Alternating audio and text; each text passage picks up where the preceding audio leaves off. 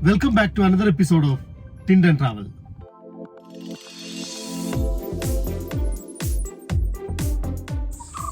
Now we are in Lalbagh.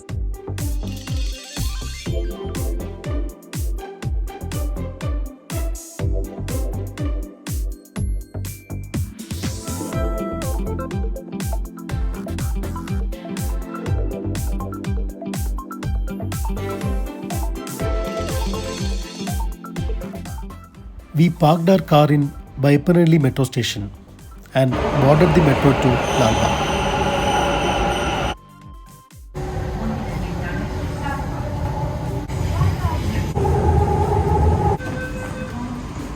Reached Lalbagh metro station. It is walkable distance to the west gate of Lalbagh Botanical Garden. Lalbagh Botanical Garden is an old botanical garden in Bengaluru, spread over 240 acres and has more than 1,850 species of plants and trees. Hyder Ali commissioned the building of this garden in 1760, but his son Tippu Sultan completed it. There is a beautiful lake situated at the southern end of this botanical garden. The lake is spread across an area of about 40 acres. This lake is a prime attraction for natural lovers as well as tourists. Apart from being a prominent tourist attraction, the lake is also the source of water for the huge number of plants and trees of this garden. Most of the trees surrounding the lake are more than 100 years old.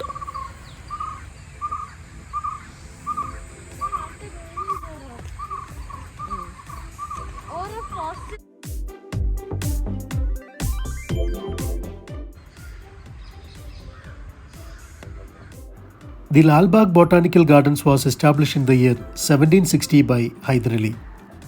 It is believed that the lake was one of the main reasons for Hyder Ali to set up this park. However, the credit for development of this natural lake and its surroundings areas goes to the then Superintendent of Lalbagh, James Cameron. He was the person who commissioned the lake in 1890 to provide water to Botanical Garden.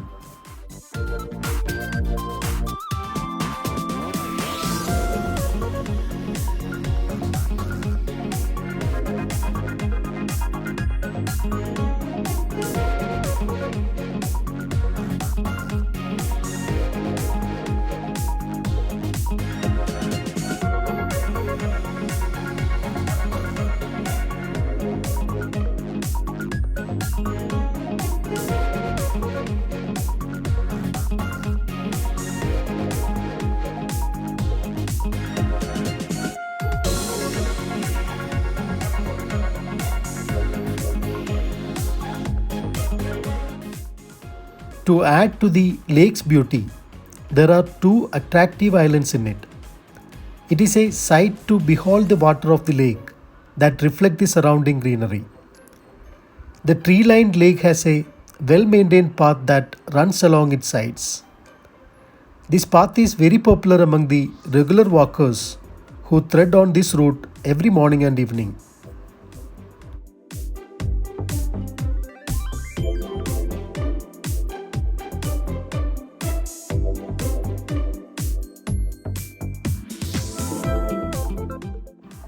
The Lalbagh Lake is abode to a large variety of birds. The two islands of the lake are prime roosting and nesting ground for the water birds. The water body is a huge attraction for the birds. While some birds have made the lake their permanent home, some migratory birds love to come to this place every year.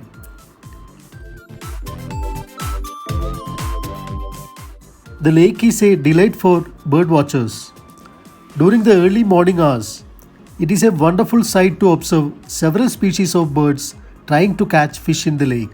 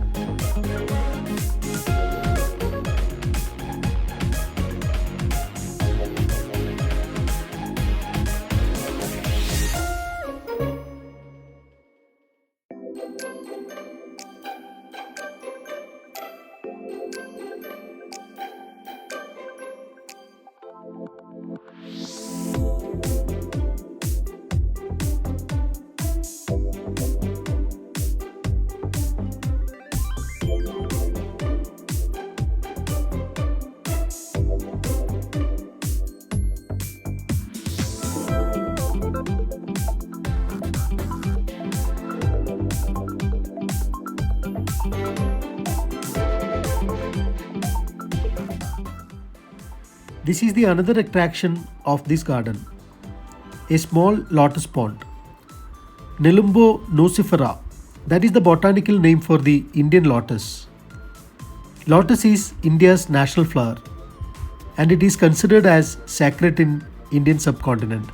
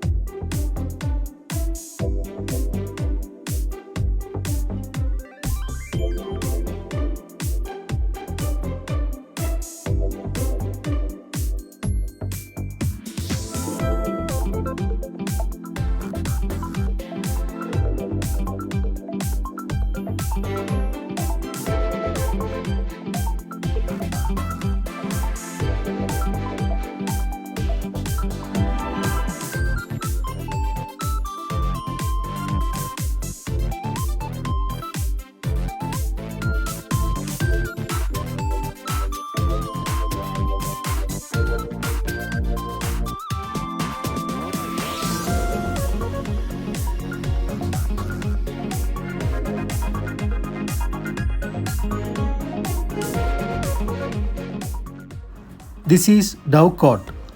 It was specifically designed for pigeons and can accommodate 100 pairs of pigeons. This was constructed at the end of the 19th century. പാവം പ്രാവുകൾ പിച്ചവച്ച് നടന്നോട്ടെ. Peninsular gneiss.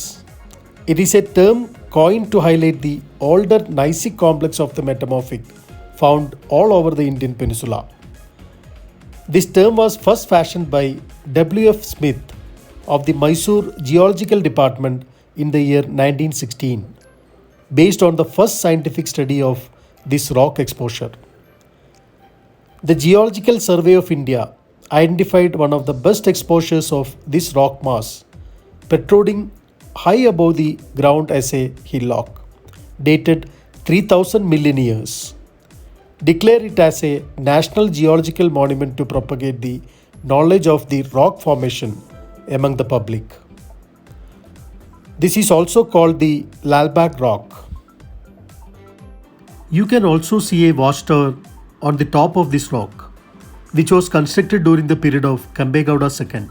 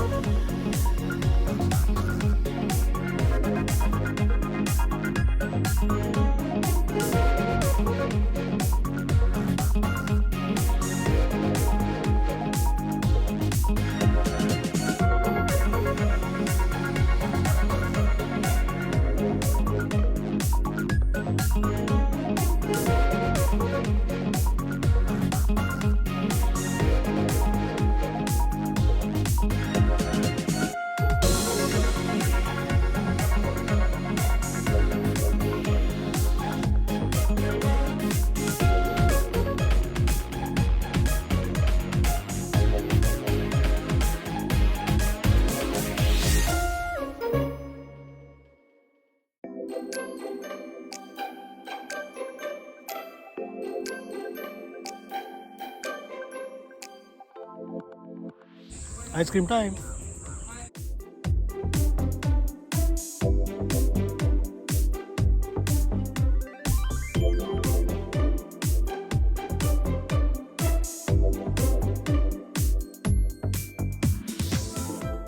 This is the entrance of the bonsai garden. Once you enter inside, you can see the world's tallest earthen pot. People from all over India and from 30 countries have made this sculpture possible. Different types of bonsai trees are exhibited around this earthen pot. Bonsai is a Japanese way of growing trees in small containers, and it is also an art form that originated from Japan. It is great to see Lalbagh having a dedicated place for bonsai garden.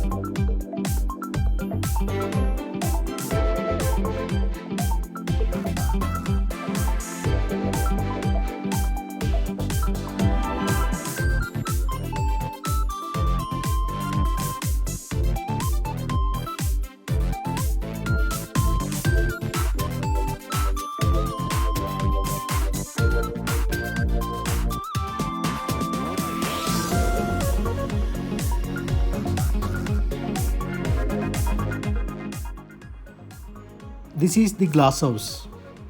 This is the main attraction during flower shows.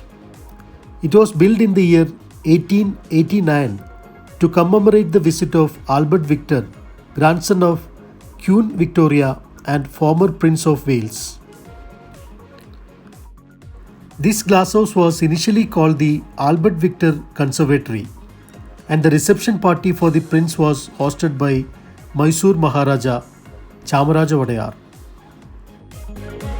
The prince also laid the foundation stone, and the structure was modelled after England's Crystal Palace. The Crystal Palace in London was destroyed in the year 1936, so the design of the glasshouse remains one of its kind. It also happened to be one of the first prefabricated structures built in India, means the parts were made in England and shipped to India.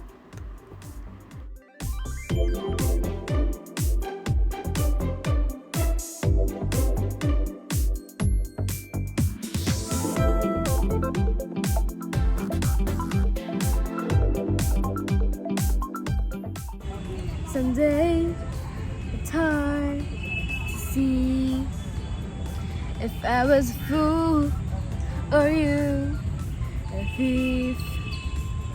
Made it through the maze to found my one in a million, and now you're just a page torn from the story I'm living.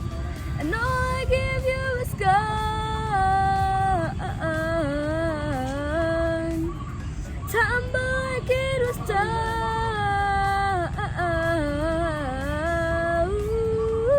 If I would build a dynasty that heaven couldn't shake, if I would build a dynasty that nothing ever made, if I would build a dynasty forever couldn't break up.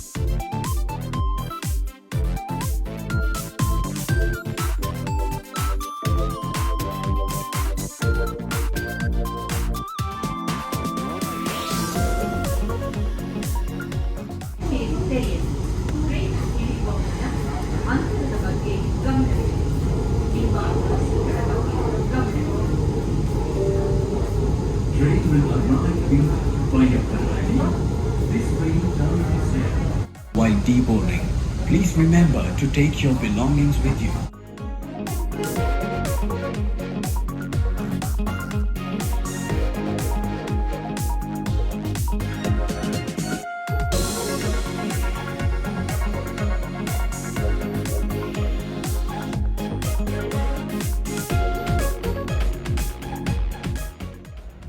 This is New Malabar Restaurant near to Garden City College, Krishnarajpuram. Here you will get traditional Kerala, Arabic and Chinese dishes.